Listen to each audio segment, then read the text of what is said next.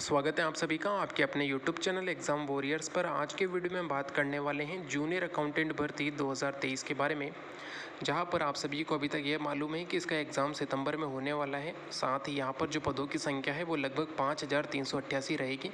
इसके अलावा अभी तक ये फाइनल नहीं किया गया है कि क्या 15 गुना अभ्यर्थी ही यहाँ पर सेलेक्ट होंगे, या फिर जैसा कि अभ्यर्थियों के द्वारा कहा जा रहा है कि 40% पर अभ्यर्थियों का सिलेक्शन किया जाए, तो क्या 40% पर अभ्यर्थी सिलेक्ट होंगे या 15 गुना अभ्यर्थी यहाँ पर एग्ज़ाम के लिए सिलेक्ट होने वाले हैं। इसके बारे में आज के वीडियो में बात करेंगे। लेकिन सबसे इंपॉर्टेंट बात आपके लिए ये रहेगी कि क्या एग्ज़ाम की डेट आगे बढ़ सकती है या नहीं, तो इसके बारे में हम आज की वीडियो में बात करेंगे। साथ ही सबसे इंपॉर्टेंट ये भी रहेगा कि कितने नंबर अगर आपके आ रहे हैं तो आपको तैयारी ज़रूर करनी है, ताकि अगर 15 गुना अभ्यर्थियों का सिलेक्शन किया जाए तो भी आपके चांस बनते हैं सेलेक्ट होने के, या अगर कम किया जाता है तो भी आप यहाँ पर जो है सेलेक्ट हो सकते हैं। ये इसलिए भी कहा जा रहा है क्योंकि आप सभी जानते हैं कि जूनियर अकाउंटेंट का जो सिलेबस है वो आप सभी ने ज़रूर देखा होगा। तो जो जूनियर अकाउंटेंट का सिलेबस है वो काफ़ी बड़ा है। इसको आपको कवर करने के लिए कम से कम 1.5 महीने का समय चाहिए, यानी कि सिर्फ सिलेबस को कवर अगर आपको करना है तो भी आपके पास 1.5 महीने का समय होना चाहिए। इसके अलावा रिवीजन का टाइम अलग है। अगर रिवीजन आपको लगभग 2 बार ज़रूर करना होगा। अगर आप यहाँ पे बेहतर रैंक के साथ सिलेक्शन चाहते हैं तो 2 बार आपको रिवीजन ज़रूर करना होगा। तो इसके लिए आपके पास कम से कम 3 महीने का समय ज़रूर होना चाहिए। तो वे सभी अभ्यर्थी जिन्होंने अपनी तैयारी शुरू कर दी है और उनकी तैयारी लगभग कुछ परसेंट यहाँ पर कंप्लीट भी हो चुकी है, इनकी 30 से 40% उन्होंने अपनी तैयारी कंप्लीट भी कर ली है, तो उनके लिए यहाँ पे काफ़ी बेहतर होगा। और वे अभ्यर्थी जो आज या आज के बाद अगर शुरू करने वाले हैं तो उनके लिए काफ़ी मुश्किल होने वाला है, क्योंकि यहाँ पर कम से कम 3 महीने का समय ज़रूर चाहिए, क्योंकि यहाँ पे सिलेबस काफ़ी बड़ा है। अब ये बात इसलिए भी इंपॉर्टेंट हो जाती है क्योंकि अभी भी काफ़ी अभ्यर्थी ऐसे जो कन्फ्यूज़न में है कि क्या उनका 15 गुना में सिलेक्शन होगा, क्या जो गवर्नमेंट है या बोर्ड है वो यहाँ पर 40% पर अभ्यर्थी सेलेक्ट करेगा, 40 नहीं तो क्या 50% पर अभ्यर्थी सेलेक्ट करेगा, नहीं कि क्या मिनिमम मार्क्स पे भी अभ्यर्थी सेलेक्ट किए जा सकते हैं। तो इस चीज़ को लेकर काफ़ी अभ्यर्थी कन्फ्यूज़न में है। अगर यहाँ पर ये बात मान ली जाती है कि 40% पर जिनके भी 40% उन सभी को यहाँ पे सेलेक्ट किया जाए, तो अगली चीज़ निकल कर ये आती है कि जो 40% की मांग कर रहे हैं वो आने वाले समय में एग्ज़ाम डेट को आगे बढ़ाने की मांग ज़रूर करेंगे, क्योंकि उनके पास दूसरा कोई चारा नहीं रहेगा एग्ज़ाम डेट को आगे बढ़ाने के लिए, क्योंकि यहाँ पर उनको भी बेहतर तैयारी करनी होगी। क्योंकि सिर्फ इतना नहीं है कि यहाँ पे 40% पे सेलेक्ट कर लो और आगे जाके उनके पास टाइम कम मिले, तो उनके लिए भी यहाँ पे टाइम बढ़ाने की बात होगी कि एग्ज़ाम डेट है उसको आगे बढ़ाया जाए। क्योंकि यहाँ पर पहले फिक्स नहीं किया गया था कि 15 गुना लेना है या 40%। अब 40% ले लिया है तो जो सेलेक्ट हुए हैं उनके लिए टाइम को आगे बढ़ाया जाए कि उन्हें भी समय दिया जाए। तो ये चीज़ भी आगे निकल कर आएगी। तो यहाँ पर अगर 40% पे अभ्यर्थियों को सिलेक्ट किया रहता है तो यहाँ पर एग्ज़ाम डेट ज़रूर आगे बढ़ेगी। तो दूसरी चीज़ निकल कर ये आती है कि यहाँ पर एग्ज़ाम डेट भी आगे बढ़ सकती है। डिपेंड करता है कि क्या यहाँ पर दूसरी प्रक्रिया से अभ्यर्थियों का सिलेक्शन किया जाता है या नहीं। 15 गुना अगर अभ्यर्थी लिए जाते हैं तो यहाँ पर एग्ज़ाम डेट आपकी वही रहेगी 17 सितंबर। लेकिन अगर यहाँ पर कुछ भी फेरबदल होता है, 40% का क्राइटेरिया रख दिया जाता है, तो आपकी एग्ज़ाम डेट 100% आगे बढ़ने वाली है। और यह आगे बढ़कर या तो नेक्स्ट ईयर पर जाएगी या दिवाली के जो है बाद आपका एग्ज़ाम हो सकता है। ये दोनों आपके चांस बनते हैं। अब ये इसलिए भी है क्योंकि इन अभ्यर्थियों के लिए भी तैयारी करना ज़रूरी है। सिर्फ इनको सेलेक्ट कर लेने से कुछ नहीं होगा, इनको टाइम भी दिया जाएगा, तब जाकर यहाँ पे जो ये इस एग्ज़ाम में सही तरीके से कर पाएंगे। तो अभी तक की बात इतनी है कि 15 गुना अभ्यर्थियों को लेकर अभी बात चली है कि 15 गुना अभ्यर्थी यहाँ पे सेलेक्ट होंगे। तो 15 गुना की कट ऑफ मैंने आपको लास्ट टाइम भी बताई थी। लेकिन एक चीज़ ये भी है कि अभी भी अभ्यर्थी काफ़ी कन्फ्यूज़न में है कि क्या उनका सिलेक्शन होगा या नहीं होगा। ये वे अभ्यर्थी जिनके लगभग नंबर 150 के आसपास हैं, 150 के आसपास जिनके भी नंबर है, वो इस चीज़ को लेकर कन्फ्यूज़न में कि क्या उनका 15 गुना में होगा या नहीं होगा। अगर 40% या 50% का क्राइटेरिया रख दिया जाता है तब जाके उनका सिलेक्शन हो सकता है। तो ऐसा भी हो पाएगा या नहीं हो पाएगा, इसको लेकर कन्फ्यूज़न में है।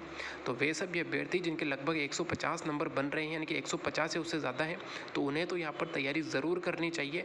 और अगर उन्होंने तैयारी शुरू नहीं की है तो जितना जल्दी हो सके उतना जल्दी उन्हें तैयारी शुरू करनी चाहिए, क्योंकि उनके पास समय काफ़ी कम है।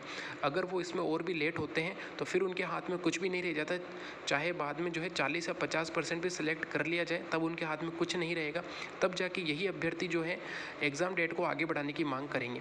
और एग्ज़ाम डेट अगर एक बार आगे बढ़ गई तो फिर ये जो पूरा जो भर्ती है ये काफ़ी लेट होने वाली है। तो सबसे इम्पोर्टेंट बात ये है कि अगर आपके 150 प्लस नंबर है तो आपको यहाँ पर अपनी तैयारी ज़रूर कर लेनी चाहिए, यानी कि आपको तैयारी शुरू ज़रूर करनी चाहिए। पार्ट ए की तैयारी आपको ज़रूर अभी से शुरू कर लेनी चाहिए ताकि पार्ट बी के लिए जो है आपके पास समय बच सके, क्योंकि पार्ट बी यहाँ पर काफ़ी ज़्यादा है, यानी उसका सिलेबस काफ़ी ज़्यादा होने वाला है और वो आपके लिए नया भी है, क्योंकि ऐसा नहीं है कि यहाँ पे जो 15 गुना में शामिल होंगे वो सभी कॉमर्स के स्टूडेंट हैं।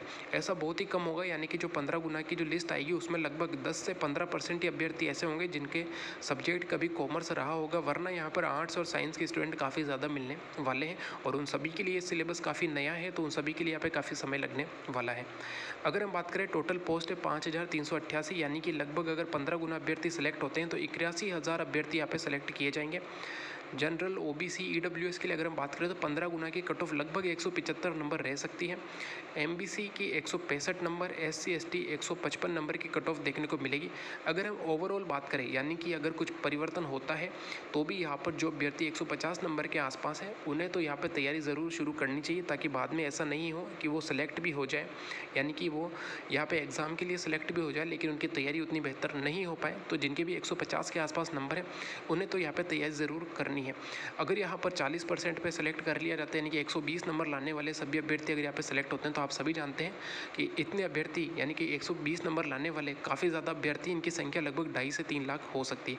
तो ये वही मामला हो जाएगा जो वीडियो मेंस में हुआ था, जहाँ पर पहले कहा गया था कि 15 गुना अभ्यर्थी सेलेक्ट होंगे, बाद में 50% पर अभ्यर्थियों का सिलेक्शन कर लिया गया था। तो यहाँ पर जो अभ्यर्थियों की संख्या है वो 1,80,000 के आसपास पहुंच गई थी। तो अगर यहाँ पे 40% पर अभ्यर्थी सेलेक्ट किए जाते हैं तो 2.5 से 3 लाख अभ्यर्थी यहाँ पर आपको ज़रूर मिल जाएंगे। तो यहाँ पे जो है बोर्ड के लिए भी काफ़ी काम बढ़ जाएगा, क्योंकि अभी जो है उन्हें 75,000 अभ्यर्थियों के लिए एग्ज़ाम करवाना है। ठीक है, तो सबसे इंपॉर्टेंट बात यही है कि जिनके भी नंबर 150 के आसपास है उन्हें यहाँ पर तैयारी ज़रूर करनी चाहिए। ऐसा इसलिए है क्योंकि यहाँ का जो सिलेबस है वो काफ़ी ज़्यादा होने वाला है। तो ये थी आज की वीडियो की सबसे इंपॉर्टेंट बात कि अभी तक इतना है कि 15 गुना पर अभ्यर्थी सेलेक्ट होंगे। 40% को लेकर सरकार पर दबाव बनाया जा रहा है और आप सभी जानते हैं जब भी सरकार दबाव में आती है तब वह यहाँ पे जो भी निर्णय होता है उसे चेंज कर देती है। तो यहाँ पर चांस ये भी बनते हैं कि 40% पर भी अभ्यर्थियों को सिलेक्ट किया जा सकता है। अगर यहाँ पर 40% पर अभ्यर्थियों को सिलेक्ट किया जाता है, ये क्राइटेरिया कुछ भी बदला जाता है तो एग्ज़ाम डेट यहाँ पर आपके आगे बढ़ने के चांस बढ़ जाते हैं। और एक बार अगर एग्ज़ाम डेट आगे बढ़ जाती है तो फिर ये काफ़ी लेट हो जाता है पूरी भर्ती के लिए, यानी कि पूरी भर्ती ही काफ़ी लेट हो जाती है। तो ये थी सभी इंपॉर्टेंट बातें। इसमें जो भी आपको बताया गया है उस पर आपकी क्या राय है? आपका क्या मानना है कि 15 गुना पर ही अभ्यर्थियों का सिलेक्शन किया जाना चाहिए या फिर यहाँ पे 40% पर भी अभ्यर्थियों का सिलेक्शन कर लिया जाना चाहिए? क्योंकि एक मानना मेरा ये भी है कि यहाँ पे जब भी अभ्यर्थियों की बात आती है तो वो अलग अलग राह पे चल जाते हैं। जैसा कि हम बात करें बेसिक जो कंप्यूटर इंस्ट्रक्टर का एग्ज़ाम हुआ था उसमें पहले ये कहा गया था कि 40% जिनके आ रहे हैं वो यहाँ पर सेलेक्ट हो जाएंगे। तो जब अभ्यर्थियों के द्वारा ये कहा गया कि 35% पर भी अभ्यर्थियों को अगर सिलेक्शन हो जाएगा तो ज़्यादा से ज़्यादा अभ्यर्थी सिलेक्ट हो सकते हैं, तब काफ़ी अभ्यर्थियों ने इसको लेकर जो है विरोध किया था कि 40% एक बार अगर नोटिफिकेशन में दे दिया गया है तो यहाँ पर और अभ्यर्थियों को सिलेक्ट नहीं किया जाए, चाहे पद खाली रह जाए।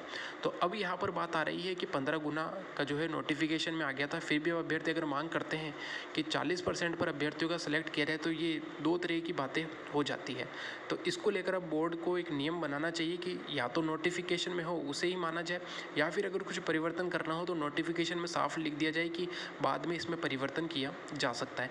इससे क्या है कि अभ्यर्थियों के लिए काफ़ी आसानी रहती है। अब यहाँ पर सबसे इंपॉर्टेंट बात ये रह जाती है कि वो अभ्यर्थी जिनके नंबर 50% पर भी हैं वो भी अभी तक कन्फ्यूज़न में है कि क्या उनका सिलेक्शन हो जाएगा या नहीं होगा।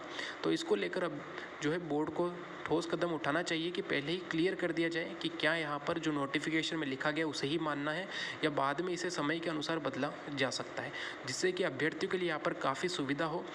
किसको तैयारी करनी चाहिए, किसको कितना समय मिलेगा, ये सब चीज़ें डिपेंड करती है।